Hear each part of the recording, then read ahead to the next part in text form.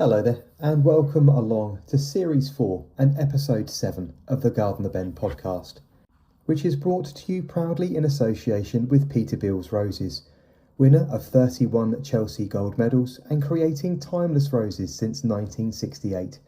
Go online and shop at www.peterbealesroses.com. After weeks of preparation and the week before being blisteringly hot, the garden was finally open to the public on the Friday, Saturday and Sunday of last week, and I'd like to extend my personal thanks to just absolutely everybody that came and shared our space with us. Those that travelled locally and of course from further afield, who took the time to come out and support our chosen charities and of course enjoy our garden space. It was an absolute pleasure sharing it with just as many people as possible, and we had a really lovely time over the 3 days. In true British style, the weather has completely changed gear since then, and the garden now looks like a completely different space. The first flush of roses, unfortunately, is all but completely destroyed.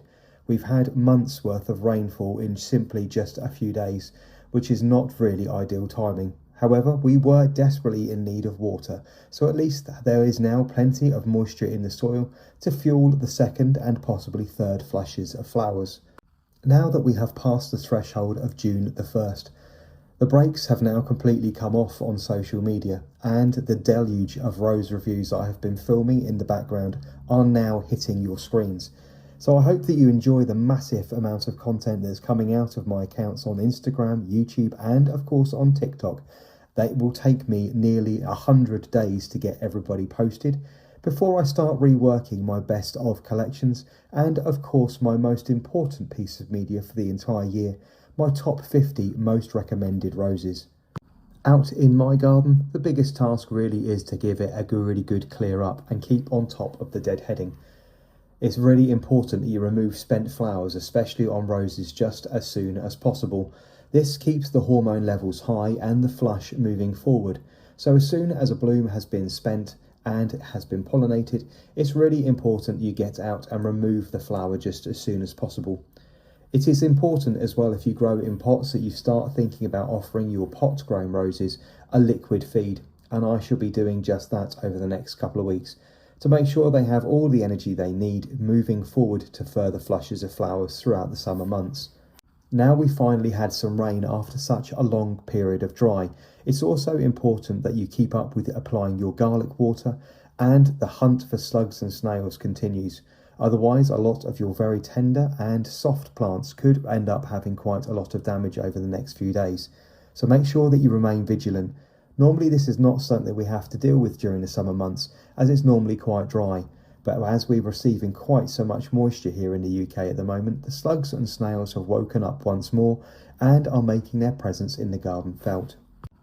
The next big event for the gardening calendar here in the UK is BBC Gardeners World Live, which takes place between the 18th and 21st of June in Birmingham.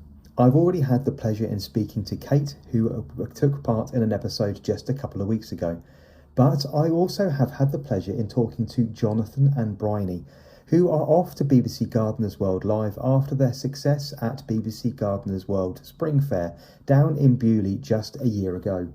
This husband and wife team work as full-time gardeners and landscape designers and are taking on a massive project.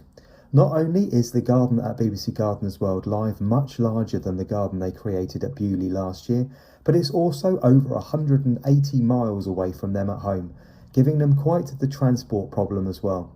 I wanted to talk to them about how they've divided up their tasks, how their working dynamic works being a husband and wife team, and for instance who took charge of which particular aspects. To say that I enjoyed my conversation with Jonathan and Bryony is an understatement. Both of them are neurospicy like me, and it was really interesting to find myself in a welcoming and incredibly inclusive space, with all three of us reacting to the dynamic and the conversation in very different ways. I really enjoyed my conversation with both of them, and I hope that you make the time to head over to BBC Gardeners World Live between the 18th and 21st of June, and of course make your way over to their installation and show them and their account some love. I hope that you enjoy the conversation that follows. Today on the Gardener Ben podcast, I'm actually being joined by Jonathan and Bryony. Welcome along to the Gardener Ben podcast. How are you both? Yeah, we're good, thank you. We're kind of marching on with everything that we're doing at the moment, which is quite nice, but it's hectic. I think it's 5 weeks to film the show, and it feels like that we got the whole garden left to do. Well, before you talk about too much, Jonathan, tell the listening audience who you guys are and what is it that you're actually doing just at the moment. What are you being so busy, but get being busy by? So, me and my wife here, Bryony, we are effectively gardeners, and we work for ourselves full time doing gardening.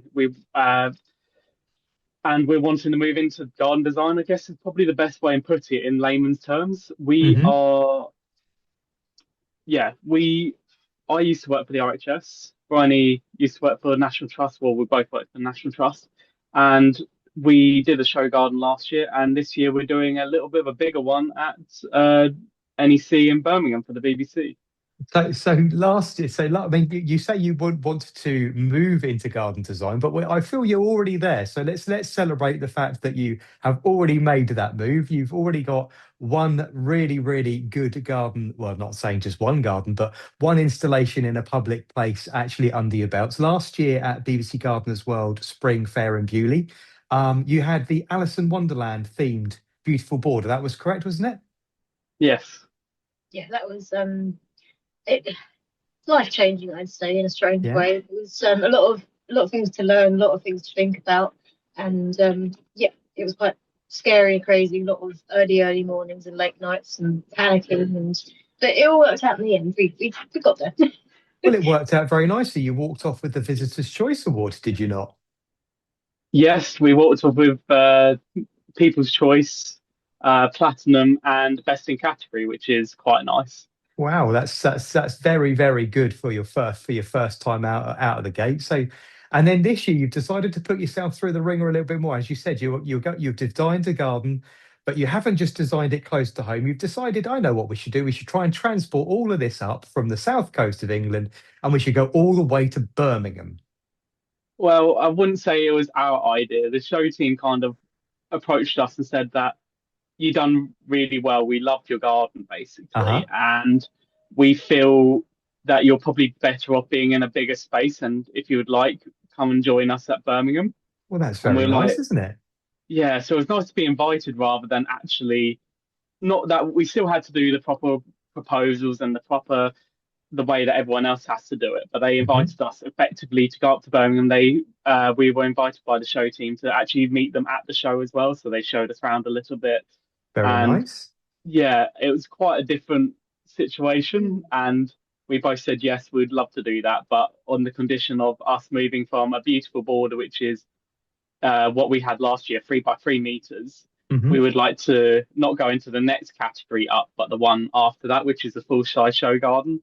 And they basically said Look at you, yes, but let's you look at see. you, you look at you two flexing. Yeah, we said yes. They said yes as long as they get a decent proposal, and they like to have a proposal, and we're that's what we're doing basically. Wonderful. Really very excited for you both. It's obviously going to cause you a huge amount of work. It will obviously be very rewarding. If you wouldn't mind giving us a little bit of a sneaky peek, what's the theme for this year? You go.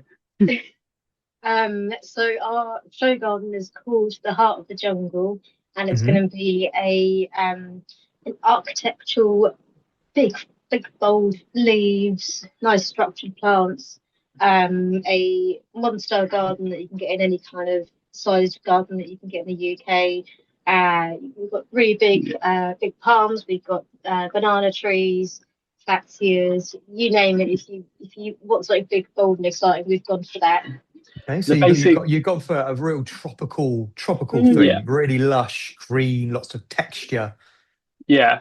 Yeah. So as you may have saw last year when we were at Bewley, we don't like being conventional. We don't like to be normal. We're not normal Hmm. people at the best of times. Nor am I. No, I've got a joke written down on my pad in front of me. I'm not entirely sure how appropriate it is, but we have three autistic people on one call here. This could either be absolute genius or it could be an absolute disaster. yeah, that sounds like a start of a joke, doesn't it? It does, yeah. Three autistic gardeners walk into a potting shed, yeah.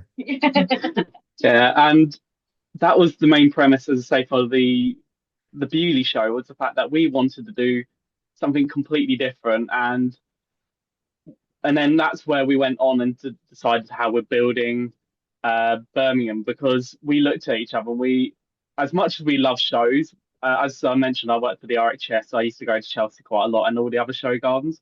But it's amazing, not to downplay any other garden, but we look at every garden and we kind of look at it and go, other than a few little differences, you don't really go, that garden looks different to that one. You kind of go, they all look very similar, and we wanted Well, to kind of put you see ourselves. the repetition of the. I was actually Yeah, talking to Gwen from Plant Heritage just earlier today.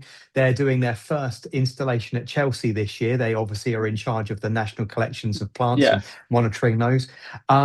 And she was talking about the top 50 plants. You know, the ones that most garden designers roll out again and again and again. yeah, And it's like, well, if I see catmint and alliums one more time, I think I'm going to go crazy. So you've decided yeah, to give this something a little bit different. You've decided yeah, to take a new stance on this.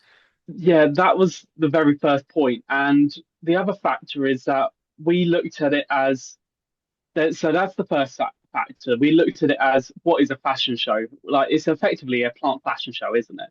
And Yes, indeed. you don't kind of see the big brands all looking the same when they go to a fashion show. That was the first thing that we looked at. But the second part that we looked at is that this, especially the BBC shows, that they are much more allocated and looking towards the public and who actually visits. Hmm. And not to dumb down gardening or horticulture, but we wanted to kind of make it a real life garden that someone could look at and go, this could be our space. Yeah, And what are the main factors for that? And we looked at, effectively, my cousin and his partner. They have busy lives. They have hectic lives.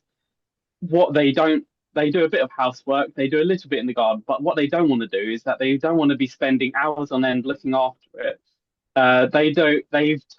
They've got what is, you would see, a, how would you describe it, Brian? It's a, what, an influencer style garden where it's porcelain slabs. They don't have a lawn anymore. Their lawn hmm is a astroturf, and it's trying to look pristine all the time. yeah. And that is a style which you're seeing a lot of these days from gardens, and people wanting a simplistic life or Yeah. simplistic terms in the garden.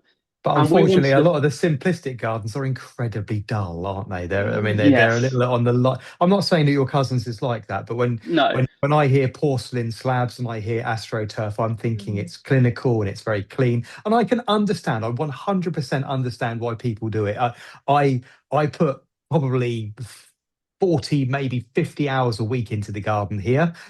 It is a labour of love. I love doing it, but it's how I decompress. It's also what I do for a living. But I can understand that people don't want to do that when they come home from work, when they've got very limited downtime. And if they're not interested in it, they just want to open the patio doors. They want to step out. They maybe want to light a barbecue, sit by the fire at night and enjoy the space and not have to do that. So, that is 100% right. That's what we're wanting to achieve from it, that people can look at it and go, and not just look at it and go, I can see myself in that space. They can look at it and go, once it's installed, what is there to do? They can kind of turn around and say, other than a little bit of weeding from time to time, that's general thing that most people would need to do. Like, you would not need to touch, hopefully, the garden more than 1 to 2 hours a week. And let's be mhm, honest, for some people, that's quite a lot of time even to spend in the garden. For me and Bryony, we do 40-hour week in the garden, which is yeah. completely different. And once we get home, what we don't, as much as we love our garden and we do a lot with it, sometimes we don't want to be out there as much. And that's the kind of I must angle that admit, we're looking I at this. often have a bit of a love and hate relationship with my garden. I absolutely Yeah. adore it. And obviously, it's what I do. It contains, Yeah, for me, huge amounts of memories and plants I've collected over decades and moved about. Mm. yeah, Every single one of them is special. But Then when you, for instance, you might be ill, or you might just be tired, or you might just have had enough. My husband says to me, take the day off. And it's like, I've got hundreds of plants that need me to get up, and they all know that I'm not getting up, and they all need me to water them. And the difference between surviving and thriving for me is the borderline. And things like my tree ferns, they require to be watered twice a day. I don't get off, I don't get time off of it. You think, well, actually, no, you've got to get up, you've got to get on. And going on Yeah. holiday is really difficult because people Yeah. look at this and go, oh my goodness, and they glaze over. Yeah. I've tried to simplify it, I say to these people. I've tried to simplify. I put everything in trays for you. And I'm looking at these hundreds of bloody grow bag trays everywhere containing hundreds of plants. Yeah. And they And just when you glaze over and think, no, I'm not doing that. And it's when you give them a list of every plant name, and it's like, I don't know one from the others. Like, and it's just like, how am I supposed to know which one is what? It's like, you're giving me this list and you're saying this one needs to be watered 3 times a day and this one's only once a week. I don't understand which Yeah, one is don't what. understand. I'm not computing. So the concept behind your garden was you were going for the heat of the jungle, and it's tropical or subtropical and Yeah. lush and easy to maintain. It's not you're something that I'm assuming a lot of the plants you've described, bananas especially and fatsias, these are really fast rewarding plants, aren't they? These are going to grow Yeah. away quickly. They might take a bit of a hit during the winter. You might need to cut them back a bit harsh to the beginning of the season, but they're going to look really big and really bold very quickly during the season that the person's going to use the space. 100%. And there's a lot of layers to this garden because as we just described, and as you said, that once it's there, it's kind of you don't need to do too much. Okay, that you might need to protect the bananas a little bit, but let's be honest, to protect the bananas, it doesn't take that long. No, So on, and if so they on. get frosted off, they come back from the ground anyway. I mean, it's got to be 100%. fairly extreme, isn't it, to get them to Yeah, knock out completely. 100%. And the other factor that me and Bryony were looking at is to it's also looking at the future a little bit, as well as because a lot of the plants, even in our time of being in horticulture for 15 years, there are plants that I can remember back then that you would turn around and say you have to dig them out every year, one of them being Mhm. dahlias and the other one Yeah, being cannas. And yeah, now people just turn around and go, just put a bit of soil over the top and you're fine. Just leave them in there over yeah. winter. Again, And it's we're looking, things like Salvia Amstrad and Black and Blue. I mean, I used to painstakingly lift mine up. I used to painstakingly take cuttings to make sure that I had them for next year. Now I just chuck a bucket of mulch over it. I mean, it's yeah, not the cold that does it in; it's the wet. yes. You just got to keep them. And I've quite often gone over and put an upturned bucket over them just to keep the worst of the water off of them. Because that's the other factor in this as well. As you say, we're looking at the changing climate, but the heat is to an extent some of it and dry in the summer, but it's the winter which kills stuff off. And we're finding, especially with Mediterranean, the Mediterranean plants absolutely hate it Mm. because they can't withstand being that wet. But I think a that's lot of where, people. I think a lot of people have skipped the really basic steps, haven't they? The climate is right, but the water sat on them, as they say, is completely incorrect, and they've yeah, skipped the soil amendment stage. yes, They've skipped that really important bit. For instance, when you plant lavender, I mean, there's no point in chucking lavender into a heavy clay soil. Yes, it will grow, but it will only last a couple of years before it's as yeah, dead as a doornail. You've got to incorporate some sharp sand and some gravel into it. And people say, well, I didn't water it because you said it was tough. It's tough when you get it established. You've got to get it going first. You've got to give it yes, something to work with. So yeah, I think people have skipped that stage, haven't they? Of sort of just a little bit of prep before they put the olive in, before they put the New yes, Zealand flax in. It's yeah. Always yeah, prep your soil before you plant a plant. yes, because this is where because we've also teamed up with one of the national collection holders, which is actually up the road from us, Hmm. of Hedeciums, which a lot of people would never have seen at a show. Whenever Yeah. I tell people how excited we are to have these, people go, "What are they?" Sorry, And you I can't. didn't quite catch that. What was the collection of? Sorry. Hedeciums, ginger Okay. lilies. Okay. Yes. Lovely. Yeah. Yeah. So people don't know about these, and then when we kind of mention about them, people go, "Oh, they're really tender, though, aren't they?" And it's like, well, some of them are, but a lot of them actually can get down to -5 or 7 and plus. Yeah. Which is Um, fairly doable, isn't it? yeah, well, with us living on the south coast, like this winter, the lowest we had, we're based near Arundel. We got the South Downs that protect us from one side, and then we got the Isle of Wight that protects us from all the wind and stuff. But this winter, I think the coldest day that we had was about -3 or 4. And then after that, that was only 1 or 2 nights. After that, it's Yeah. just been really mild. And that would shock a lot of plants and maybe kill off a lot of plants. But with what we're trying to produce in this garden, that it would survive year on year, basically. And Yeah. we're trying to use these ginger lilies, what people would see them as. The amount of times people have turned around and said to us, "Oh, that's a really good plant, but you do realize they won't be flowering in the show." It's like, yes, we do know that. We're wanting to move away from people using the likes of bamboos as a plant in the garden, and people go, "Oh, they're very structured and very nice, but don't they take over?" And we're trying to be moving towards other plants that we could actually be using. I've made so much money from digging out bamboo. I mean, it's not a nice job, but I'll put my hand up and say I've had a very lucrative end of my career digging out bamboo that is moving around people's gardens, especially moving into other people's gardens where it wasn't welcome in the first place because builders have planted the wrong varieties that are literally everywhere. Yeah, that was one of my jobs I was actually doing today, believe it or not. And I feel. Let's have a look at the audience at home can't see. Just lift up your hands. Let's see how damaged you are today. You look like might be able to just Oh about no, see. yeah, you've done your knuckles. Yeah, I'm sorry. It's a horrible job.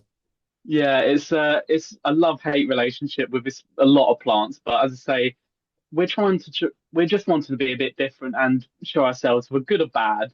As we said, that this garden is very much a lot of foliage, but I think have you seen the image of the garden that it could be quite boring in the fact of, oh, there's a lot of green, there's a lot of leaves. We have mentioned the fact that it's a mainly foliage-led garden. There will be a few plants and a few flowers because obviously it's a flower show.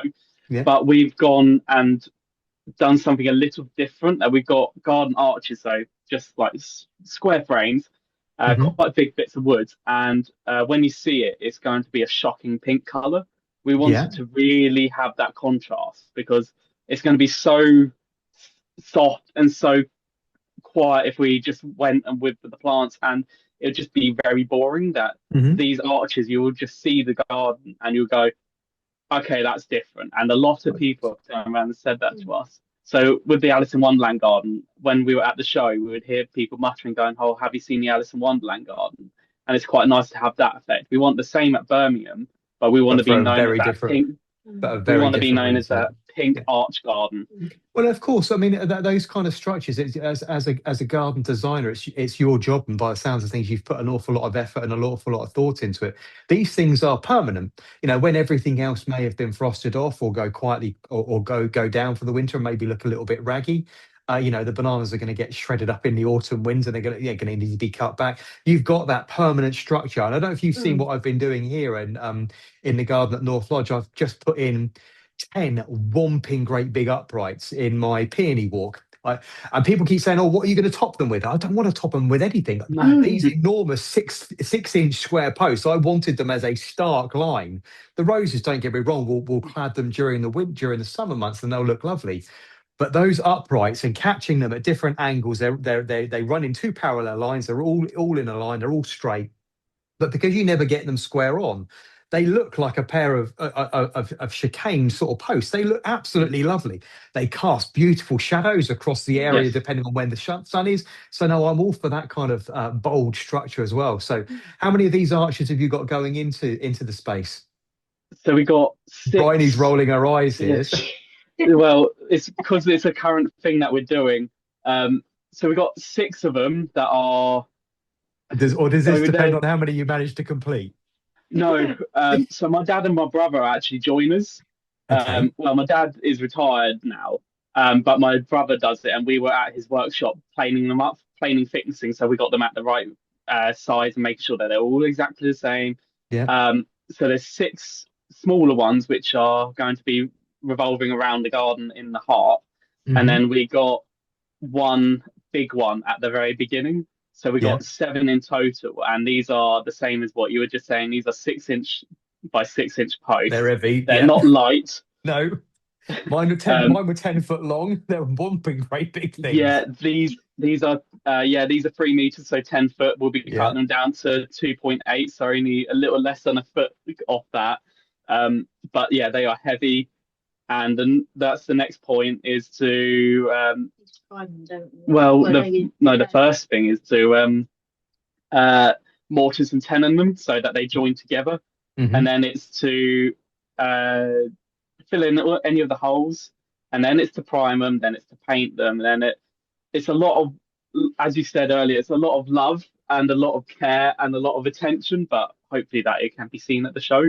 And because I haven't done a show garden myself like this, is this something that you're able to do beforehand, and then you're able to sort of almost in kit form then recreate it at the other end, or is this something that has to be done on site? I mean, for instance, do you have to do all the painting on site, or can you do that beforehand?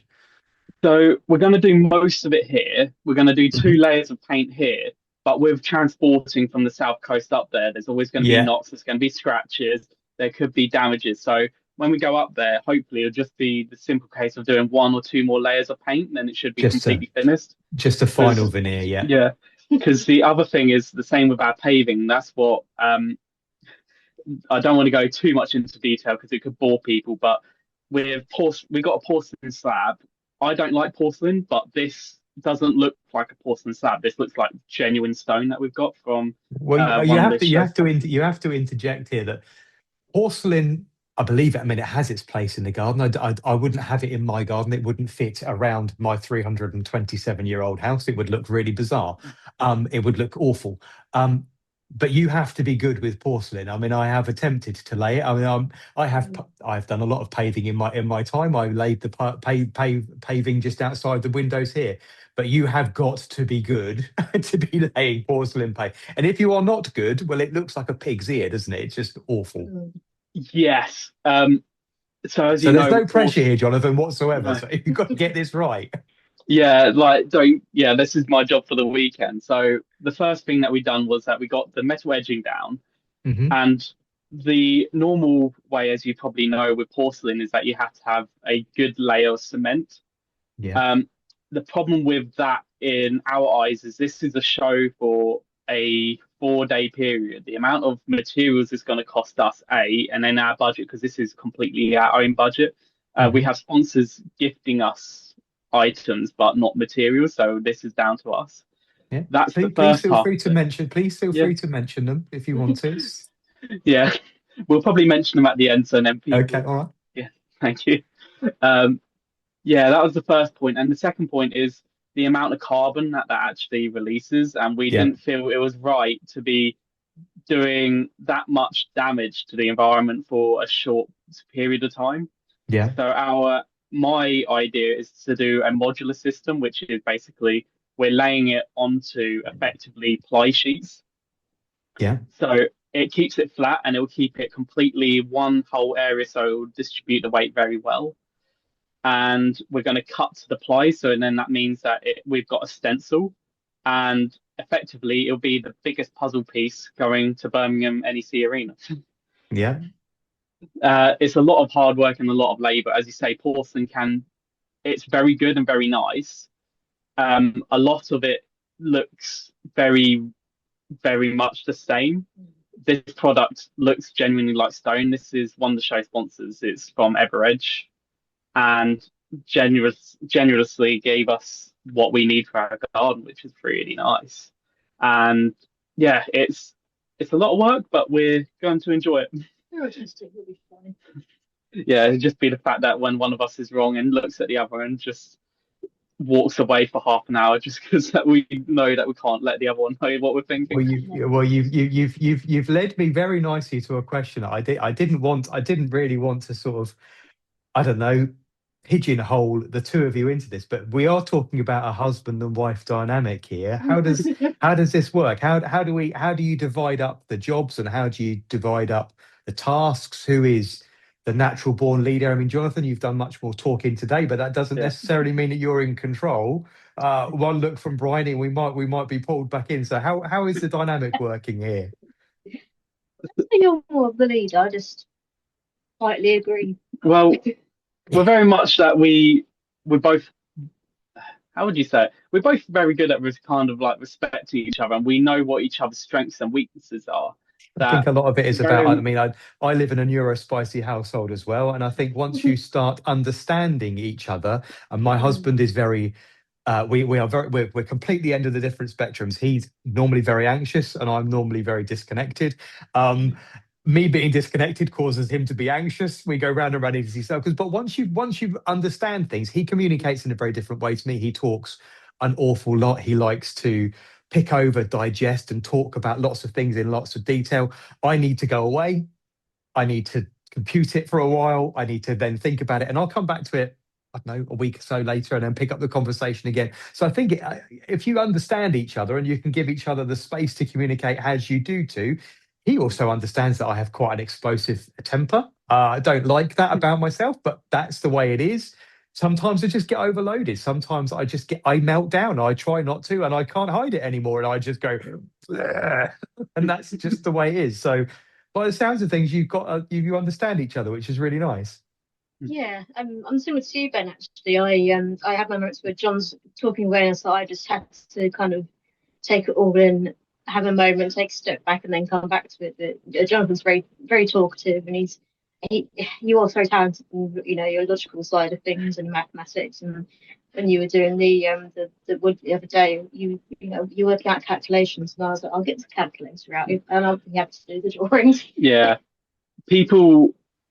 I would like to think people misconstrued me.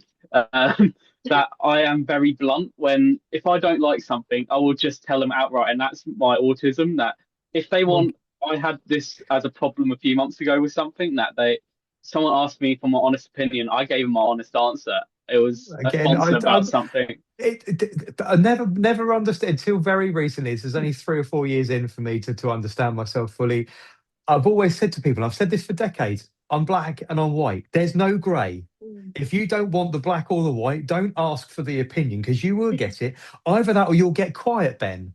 And Quiet Ben has trained himself to just shut up and normally walk off.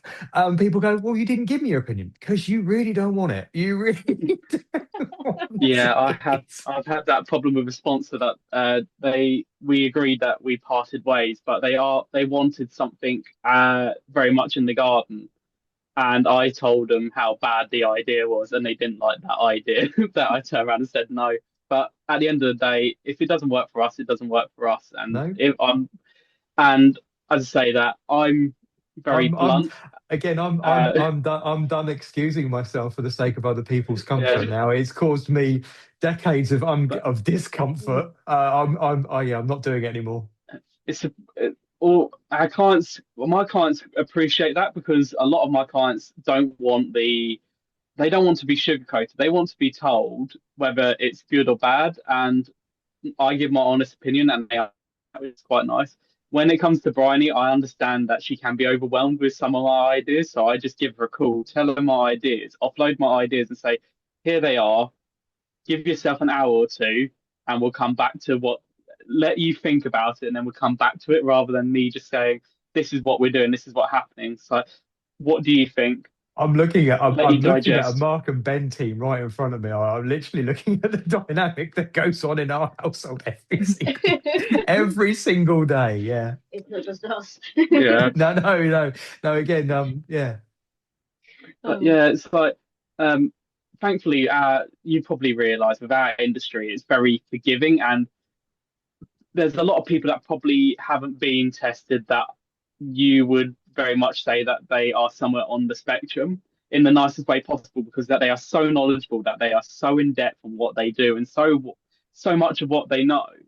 I think the industry lends itself, doesn't it, to becoming obsessive and almost compulsive and very fixated on certain things and certain groups of plants, and then that being earmarked as an expert in that field. But again, it's very often, as you just said, it is a person who has become fixated and very, very focused on one particular thing or one particular aspect. And like myself, finding great pleasure and great comfort in that aspect as well.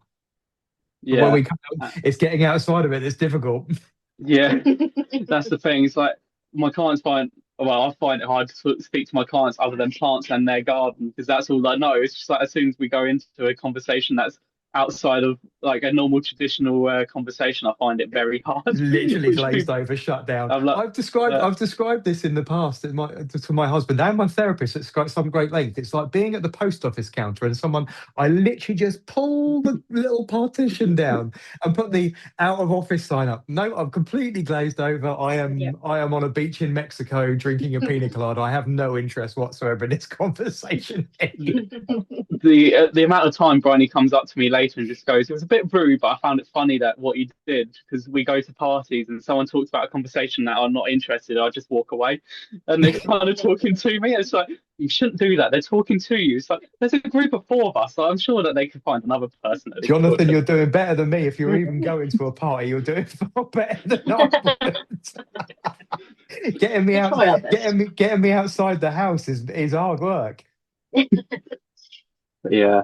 It's a lovely dynamic because we, as we say, that our industry lends itself to this, which is very nice. And that's how me and Bryony met. We met at a National Trust property, and like you probably noticed, where especially people that are neurodiverse, you somehow gravitate towards each other. Yeah. And that's all just stand there in silence looking at each other. Yeah. And we, as much as we stand there looking at each other in silence, it's almost like you don't need to say or nod. We understand each other and we are happy being in this company. Yeah. I'm going to change the subject very quickly in a second, but I'm going to obviously caveat this and make sure that after the show, you both give yourself enough time, because I know what the burnout feels like. I'm approaching show season now, and don't get me wrong, I love being out in public and I love meeting my subscribers and my followers. But I find, it won't hit me the day after, it won't hit me the week after, it will hit me probably 2 weeks after, and I will be literally curled up in a ball in a dark room, and that will go on for as long as I have to allow it to. The burnout for me will be brutal, and it will be real. Once I will go onto autopilot for show season, and I will wave and I will smile and I will grimace, and then I shall come back to my little hobbit hole in the country and curl up and rock myself to sleep. I'll let Bryony explain it, but that was very much Bewley. And Bewley is on a much smaller scale compared to what we're going to do at Birmingham. I'll let you. It's the small talk that will do you in. Yeah, but I don't know about you, John, but I was so overwhelmed when we had so many people going on such a tiny board and saying, talking about it, and I wanted to talk to people. I was so overwhelmed. I was like, I'll leave them to it, and then if they want to talk, I'll introduce myself. But afterwards it was just that first day just knocked me out after the rest of the week. But I was like, I need to talk. I need to be nice. I need to do this. Yeah, literally, it was after the first day of the show, I just kind of shut down because I was like, I'm happy to talk to like a group of 3 or 4 people, 5, maybe up to 10. But literally, when we were at the show, we were having our small 3x3 garden. Most of the time, it was 3 or 4 people deep, and it was coping with the amount of people that were just around us and having the same conversation. Literally surrounded by people, with no escape. Yeah. Thankfully, it was the same conversation one after another, so it was actually almost like we were almost memorizing what we were talking about. Yeah, that was quite nice to learn to constantly say different things. At least it was, this is our garden, this is blah, blah, blah, blah. And I think with this year's one, I feel more prepared with it, because at least I know. You know what to expect. You knew what to expect, and hopefully, with a larger installation, it will give you a much more physical space to actually sort of not walk away. But you know what I mean. But actually, again, I find having people close to myself, even my personal space, I find that really, really intimidating. I don't like being hugged. I don't like being touched, and everybody always wants to throw it, and you're like, I stand there like a piece of board. That's one thing that people find really weird. We talk to them about it whenever we're with friends or whatever, that they just say, "Oh, you're not very affectionate with each other." It's like, we're affectionate in different ways. I don't like being touched. It's like literally like if we go with like an everyday thing, as an example, like me having my hair cut. I hate it may sound really strange. I hate being touched. I hate having my hair cut. It's like, it's really, people don't understand how an everyday situation like that, how it's just like, well, if you need your hair cut, like you need to go and get your hair cut. It's like, no, I need to be in a specific mood, a specific way to have this Yeah. happening. I can't just turn around and go, right, I need my hair cut 2 weeks today. And I'll book it in for then. I have to literally go day by day. Like today, I know I'm I'm good just to going get my to hair cut. go in for a walk-in appointment. Yeah, and It's funny, my hair's done at home. I'm pointing to my head, nobody can see it because you guys can see it. But again, my hair, my husband will shave my head for me. He does me a sound, but he does it for me. But we do now. I have to say, he said, "Oh, we're going to do your hair." Nah, not today. I can't do it today. Maybe I'll do it. And sometimes it means sometimes I'll look raggy for a week. It will go. It'll go 2 weeks rather than being done every week. But sometimes I just have to say, no, I'm sorry, I can't do this, and I'll have to put up with looking like a mess. But yeah. yeah. And as you know, like from day, it literally varies from day to day. I'd say probably about 80% of the time, I'm absolutely fine, whatever I'm doing. Sometimes you just get a day and you just don't want to be around people. You don't want to see people. Thankfully, with Yeah. our jobs, being outside, I can literally, my clients, most of the time, it's their second homes, whatever. So I'm looking like I can be in a garden for 8 hours by myself all day, have no one to talk to. And people go, don't you get lonely? It's like, no, this is my favorite place to be. Yeah, but my mum has always said, she said, you're a bit of a loner. It's like, not a bit. I again, I've learned to self-soothe. I've learned that controlling my own environment, controlling the world around me is a really good way of coping with things and controlling the points of stress and the points of meltdown. But then you do realize after a long period of time that actually, oh goodness me, I have besieged myself in my own. Obviously, as you know, I've stopped physical traditional style work last July, and I can go quite happily stay here in my garden in my house for weeks on end and not leave. To me, it is. I mean, I created my own heaven, and why would I want to leave it? I've created my own Eden. But yeah, sometimes you do have to take yourself out of that equation. So do make sure that you look after yourselves, especially on the run up to and after the show.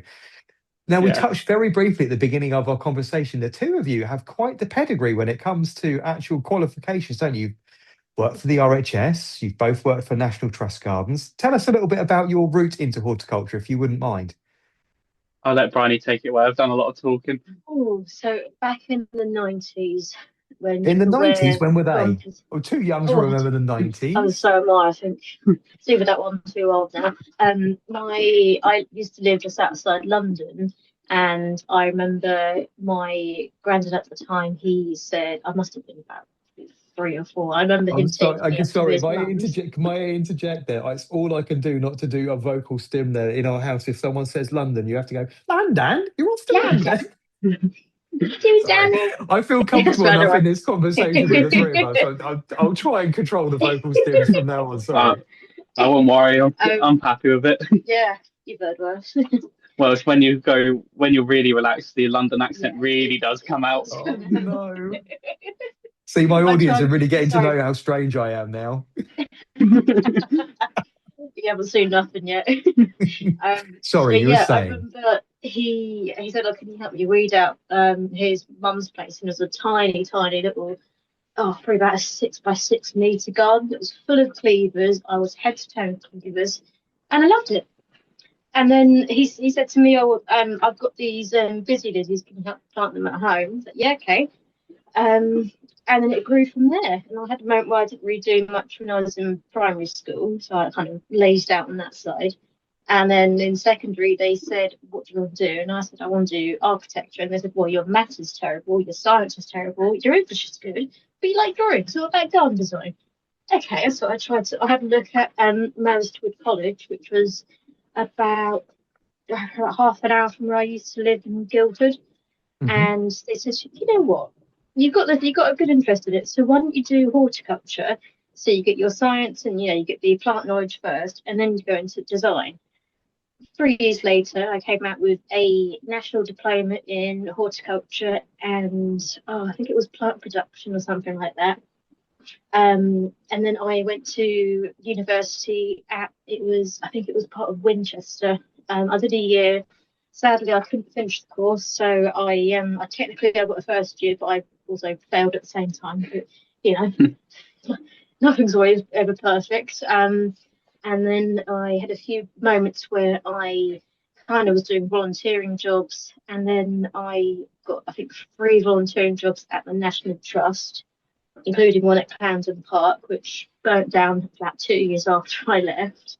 And then I got a job at Ball Beading Gardens, where I met this lovely young chap. You don't He say was that in so private. autistic, he didn't realise I was flirting with him. um, and then after that, I've done a lot of production work. I've done a lot of commercial nurseries, private gardens, heritage gardens. If you ever ask me to look after a poinsettia, I would probably kiss it and then throw it into a pit of fire, because I used to grow, what was it, 2 million? 2 or 3 million Yeah, a it was year. 2-3 million a year at nursery, and I Lord. can't stand them anymore.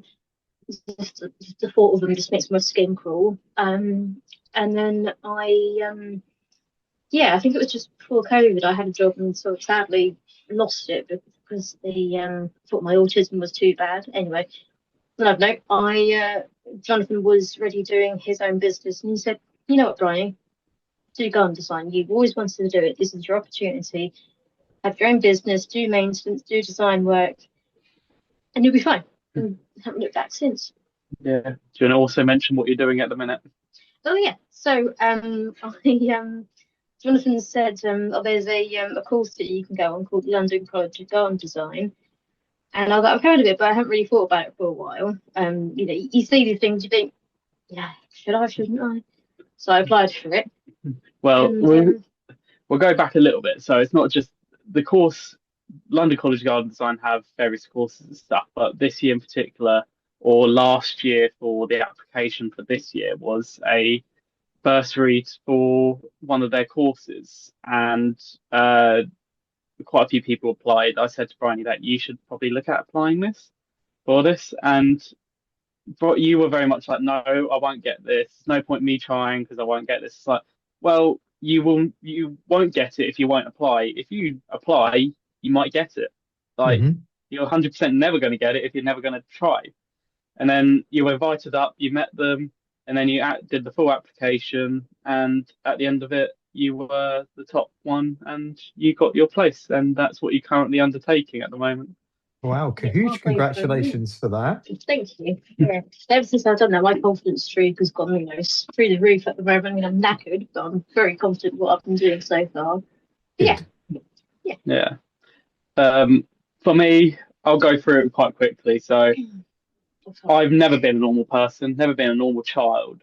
When I was about 5, I was probably the worst child growing up to my parents, and I apologize to them for everything I've ever done. The first thing was that they had me statemented when I was very young, so I was about 4 or 5. I wouldn't talk till I was about 4 or 5, or I wouldn't at least talk to other people. I would talk to my parents, but that'd probably be about it. Hmm.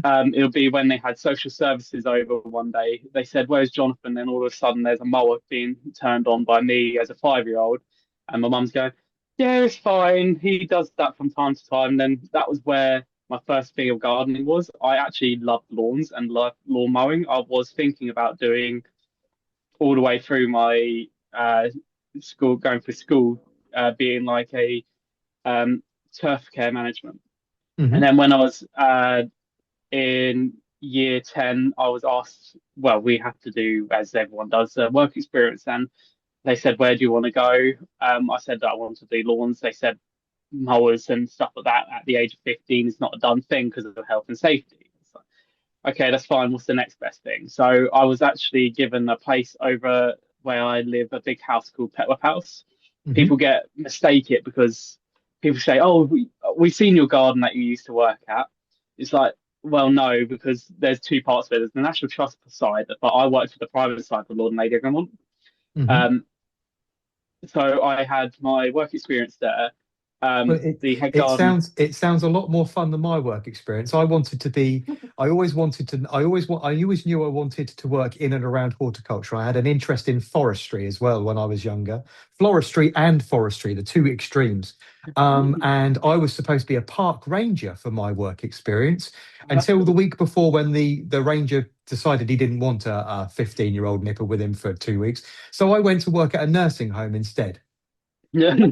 That's a bit of And a contrast there. I spent 2 weeks bathing elderly people in a nursing home. Making teas.